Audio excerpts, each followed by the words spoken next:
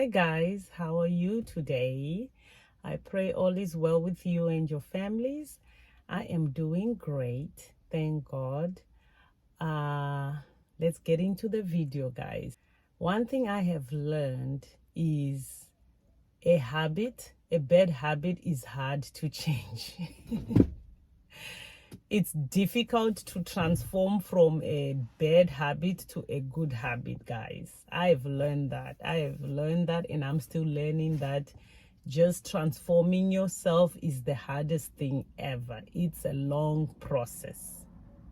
Anyway, let me say, if you haven't watched my stop running video, you need to watch it. That way you understand how I tackled my issues, how I tackled them one issue at a time. If you want to change something about yourself, you need to do it one issue at a time. You cannot do it many issues at a time. At least for me, that's how it works for me. So that's the only advice I can give you, that if you really want to change you, then do it one habit at a time. Don't do two habits at a time. It won't work. It will frustrate you and you will give up.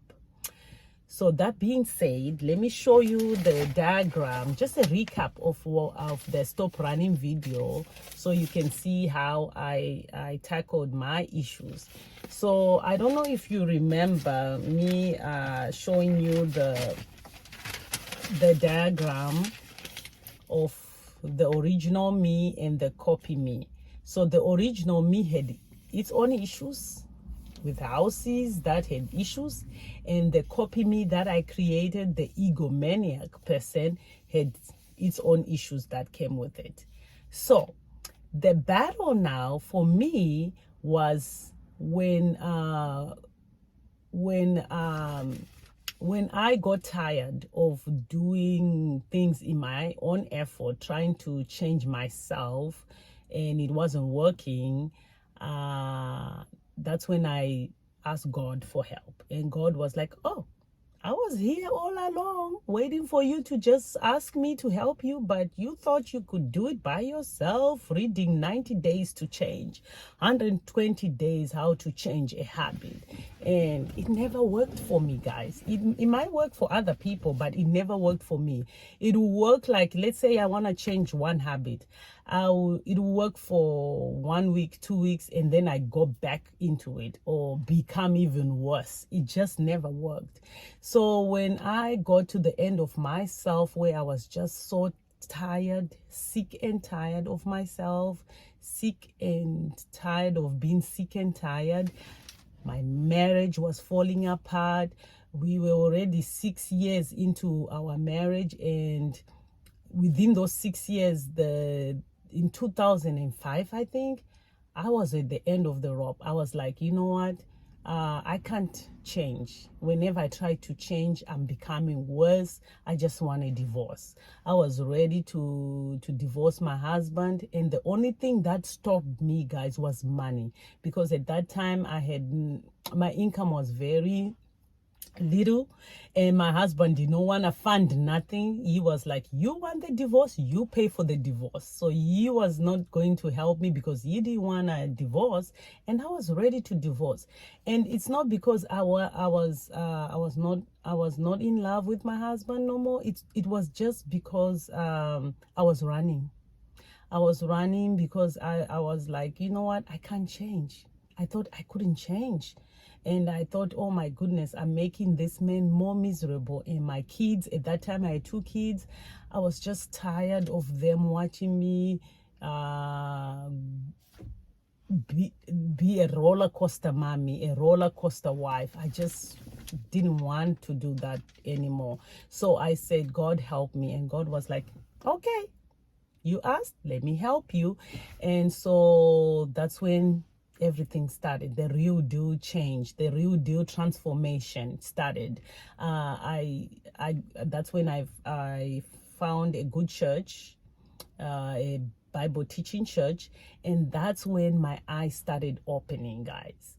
That's when I saw the layers, these layers that I had build for myself.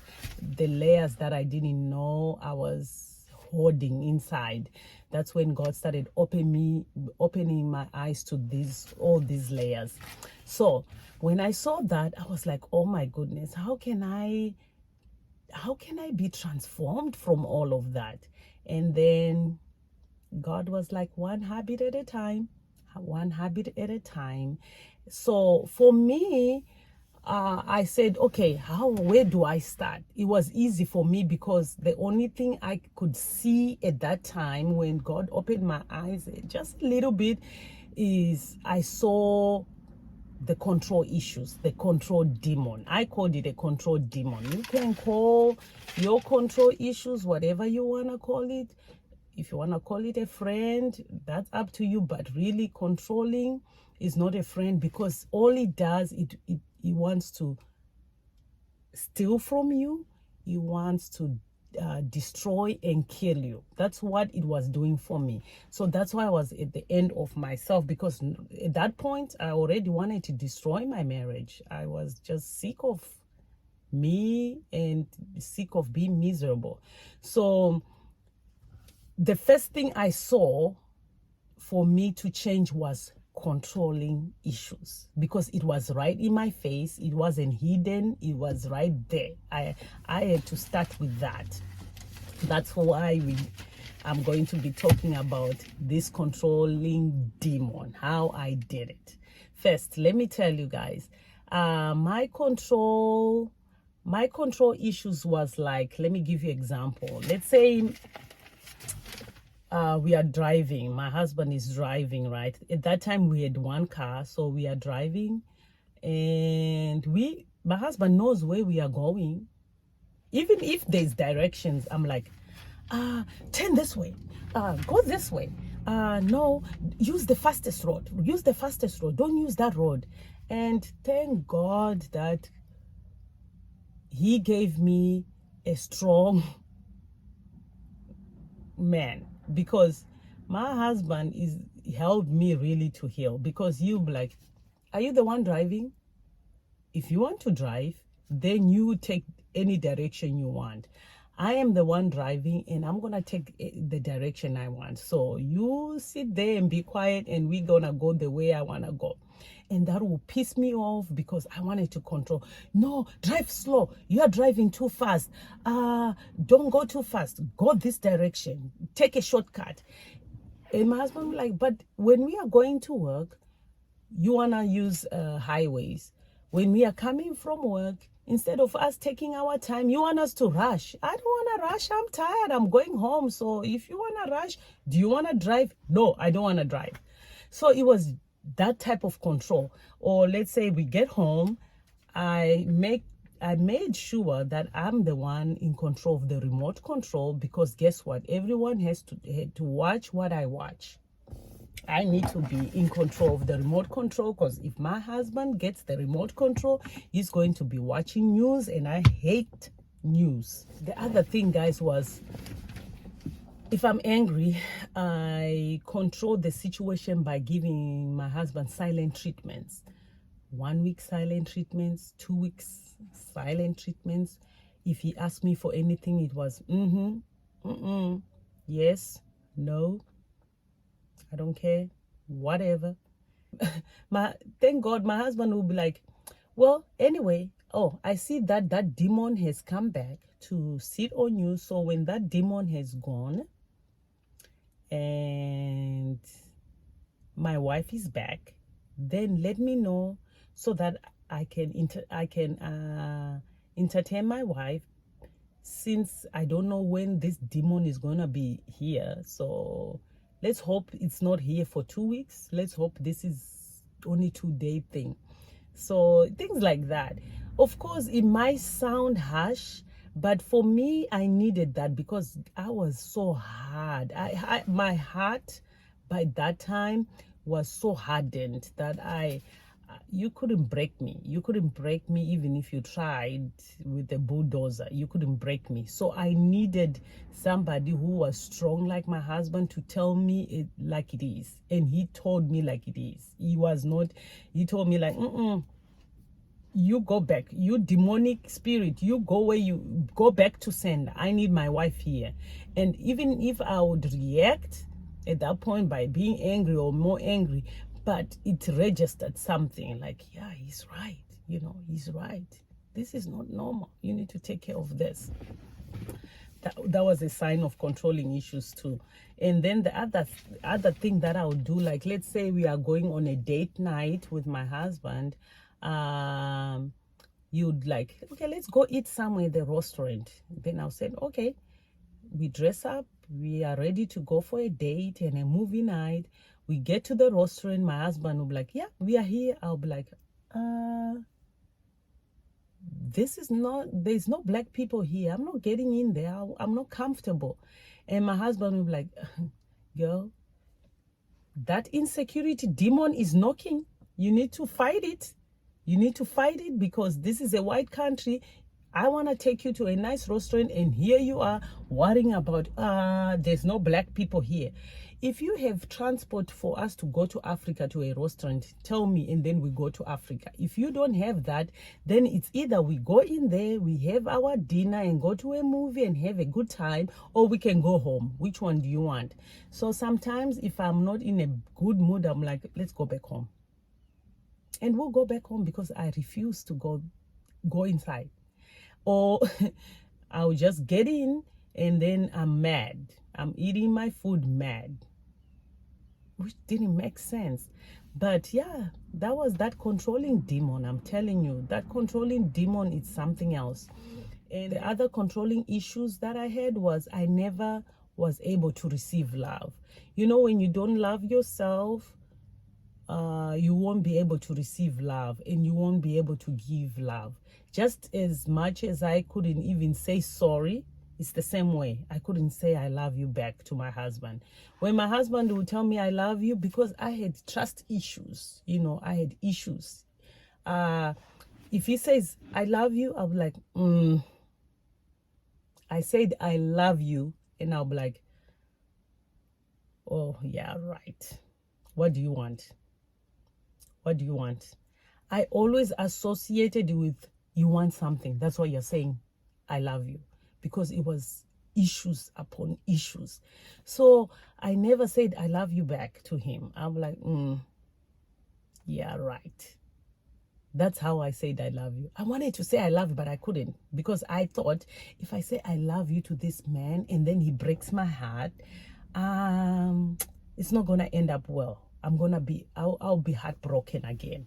So that's a way of controlling you. So the other controlling issues I had was with my children, controlling how they dress, where they go. I know with children it's kind of like tricky, because some people might say, well, that's just a normal thing to do. You just wanted the best for your kids. Yes, but also I think I overdid it. Like there was no room for negotiation whatsoever.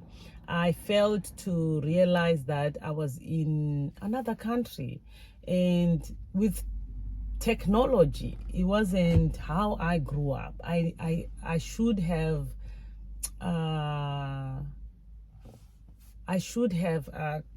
come, weighed the era that we are in. I should have weighed that, but I didn't. I took how I grew up into their lives. I wanted them to follow that. So I should have done it differently. That's why I was like, my controlling issues were too much for them. I should have considered how they were growing up, where they were growing, and who is around them and their friends and all that.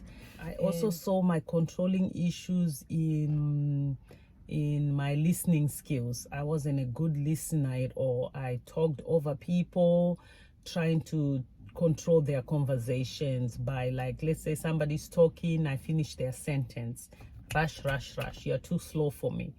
That's controlling, because you are like, let me finish your sentence. Oh, because I guess you are too slow. You are not You're not talking too fast for me.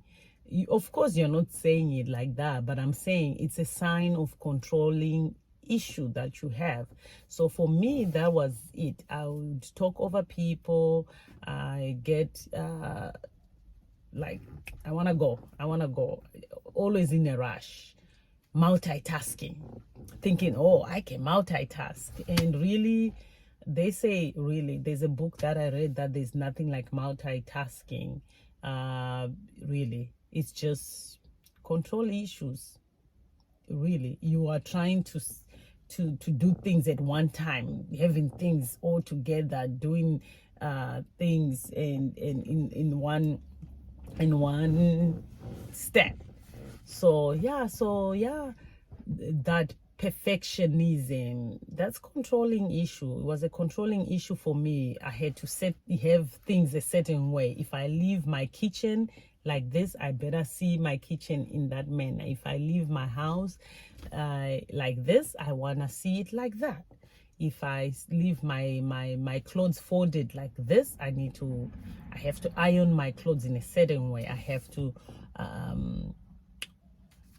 put my stuff in a certain order. Control. Just control was all over me. It was written all over the place. Now, let's get to how I got rid of that.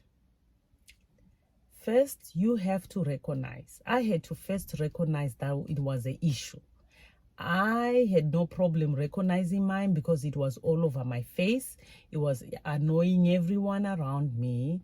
They always told me, hey, no, this is too much. You're telling us to clean something we cleaned. You're telling us to do something we did. You're giving me directions for somewhere I already know how to go. I already know how to get home, but yet you're telling me how to get home. You're talking over me. You're not even allowing me to finish my sentence. Things like that. So it was in my face and I knew it. So once I knew it was an issue, then I was ready to change. I asked God to help me because you are not going to be able to do it by yourself. It was a lot of work, guys. It was a lot of work. It didn't take me months. It didn't take me 1 year. I think it took me years. I don't know really eventually when I stopped. I really don't know. And to be honest, I think some of the issues, like when it comes to cleaning, I think it pops its head. That controlling demon tries me sometimes, and it tries to pop its head and to see if I'm really transformed. But anyway, I had to first recognize my triggers. Like, let's say remote control. Instead of me picking up the remote control, I would let it sit there and let the other people do what they want to do, watch whatever they wanted to watch. I was tempted to take the remote, but I would tell myself, no, I think what saved me is talking to myself. I had to tell my mind, inside my mind, no, we are not going to get that remote. We are going to leave that remote control alone. The next day, 1 week in, 1 month in, just keep on doing it. I said, no, I'm not doing it. I'm not doing it. Unless if there's no one around, then I can take the remote. But as long as my husband or my kids are there, I'm like, no, I'm not taking the remote. Let them change the channel. I'm not doing it. If it's someone talking, or let's say my husband is talking with me or somebody else is talking, I would put my finger on my mouth. It was a reminder for me, don't interrupt. Let them finish. So I will put my finger on my mouth. It sounds funny, but it helped me. You have to figure out yourself and do things that are crazy sometimes for you to change. So I would put my finger on my mouth, and I'll be like this. So people who know me now, why when you see me go like this, I am reminding myself, don't interrupt. Let them people finish. So I'll go like this. I'll bite my nail like this. It was just a reminder for me not to interrupt. And if it's listening problems and the people have to finish talking, I can also just hold behind my ear like this, like hold my ear like this, or I would go like this, because I'm trying to remind myself not to interrupt, to listen attentively. So if I go like this, I had to tell myself, you need to listen, especially when I was in church, because I found that when I went into church and they start touching those areas that had not healed yet, I'll drift out. My mind will be gone. So I'll go like this to say, you know what, keep on listening. I'll just bend my head like this so that I stay tuned to what was going on. That's the things I did. And the other thing I'll do is I affirm myself every day when I wake up, or during any conversation, or when I know that I'm going to be around people. I will tell myself, you're okay, you are safe, no one is there to get you, nobody wants to hurt you, you're okay, Nancy, you are okay. I would tell myself that. Let's say we are going out with my husband again for a date night, I would tell myself, it's okay, your husband won't take you somewhere where he thinks you are going to be hurt. It's in your mind. Everything your insecurities and all that is in your mind. You want to come out. So this is your time to come out. Don't restrict yourself. Don't bound yourself. Don't put yourself in a jail. Release yourself. I would just keep on telling me whatever is going around that I'm scared of, or I feel like a fear is coming upon me, I would talk myself out of it. You're okay. You are safe. You can do this. Or let's say, because I like to leave my house clean, like I said, if I'm going to church or anywhere else, and then let's say my husband and the kids, they stay behind. I've left my house clean. I already knew the triggers that, well, when I come back, the house is not going to be the way I left it. So when I arrive back at home, before I get into the house, I'll tell myself, Nancy, the house is not going to be the same. It's not going to be in the same condition you left it.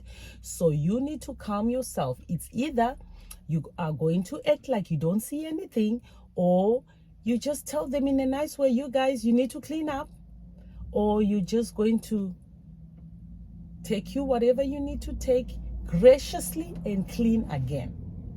So I'll give my multiple choice answers to choose from, so that I don't work myself out and get into there and be triggered. So I would go ahead of my triggers. That's what I'm trying to say. I'll go ahead of my triggers.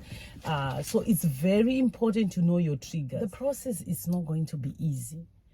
It's really a decision. If you're really up to really transforming yourself, it's going to take a lot of work. You are going to need God on your side, because there are going to be moments you are going to fall, and you will fall hard.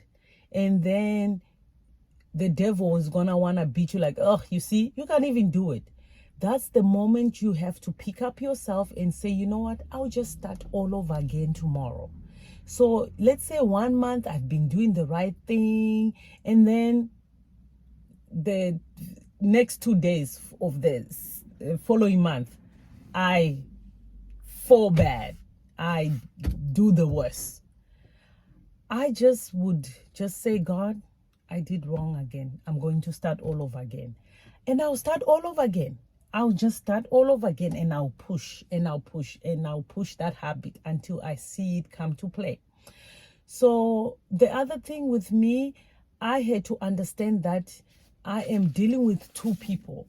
The little girl that was here she was ready to come out.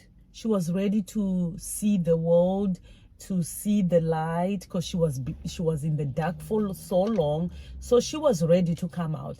But the problem is this one, I was like, no, I'm not going to, you're not going to come out.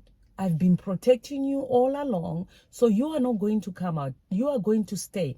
It's like it's a battle. That's where the process is. It's you trying to kill this person here, so it becomes a process. It reminds me of that Eddie Murphy movie, what was it called? The Nutty Professor, where Eddie Murphy, the big guy, is trying to kill the thin Eddie Murphy that he had created. And then the thin Eddie Murphy is like, I'm not going anywhere. I'm here to stay. It just reminds me of that. That's like, that was me. I was now trying to come out, and yet the person that I created was like, no. The egomaniac person was like, no, I've been doing all this work, trying to protect you. Now you want to kill me? No, I'm not going anywhere. That was me.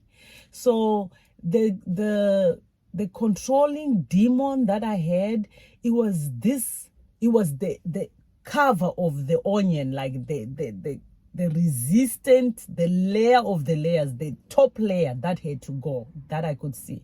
So it was a long process. It took me some years to get rid of the things I was doing, but I did it. I started with one thing, and then when my family started saying, "Oh wow, you are acting weird. You've been acting weird," especially kids, they'll tell you like, "Mommy, you've been acting weird. You sure you want me to take the remote? You sure you say," things like that. Then you know it's working. If your husband starts saying, "Are you okay?" Because you are not complaining, you want us to go inside, you're not complaining, are you okay? Then you know it's working. So when I started hearing comments like that, it pushed me harder. I was like, okay, it's working. And when you get to a point where they're like, what happened to you? You are a different person now. Then you know you hit the jackpot. So it's not an overnight thing. So I succeeded because of the spiritual things that I did. Like, I started reading the Bible, I started going to Bible study, I started reading transformation books written by like people who know God. I started praying more, and I started I started getting hungry for God. I wanted to know God for myself.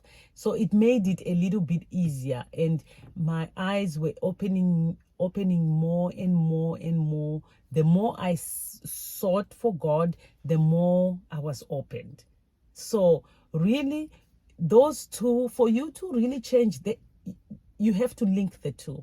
That's what I did. I had to link the two. I had to seek God and ask for his help. I had to surrender. I had to let God guide me, instruct me what to do. And when I feel stuck or feel like, oh my goodness, I can't do it, I had to run back to him, help me. And that control issue will try you. I think control was the hardest to let go. Out of the issues I had, control issue was the hardest for me. It was the first issue that I tackled, but yet it was the most resistant. It was the most resistant issue that I had to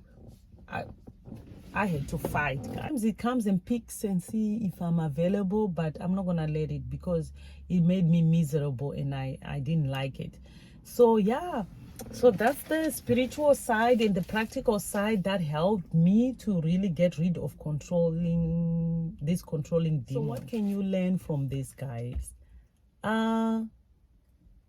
If you are a controlling person and you really are sick and tired of controlling people around you, then you're on the right track. So once you realize that you have controlling issues, it's easy to change, because what you'll be able to expose that behavior, and you are able to recognize the triggers, and you're able to put a stop in those behaviors that you don't like. But you are not going to do it in your own effort. You are going to need God's help. I don't know, maybe there are some people who are able to do it in their own efforts. I still haven't met one, but I know that if you go to God, He will help. And be patient.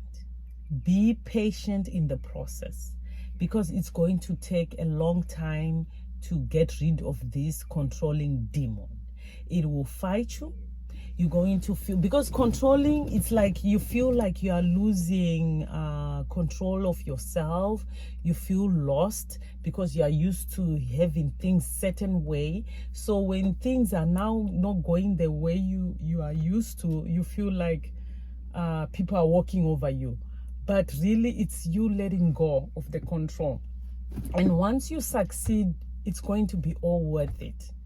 It's like a heavy burden lifted from you. So you need to be very patient. And when you fall, like I said, just get up and start all over again the next day. So that's it, guys. I hope this will help somebody out there. If you have controlling issues, you can get rid of it. I did it, but it's a lot of work. I'm not gonna lie to you. It's the most resistant demon, or if you don't want to call it demon, it's the most resistant spirit that I've encountered. And I had many spirits, many issues, but this controlling demon was the most resistant one.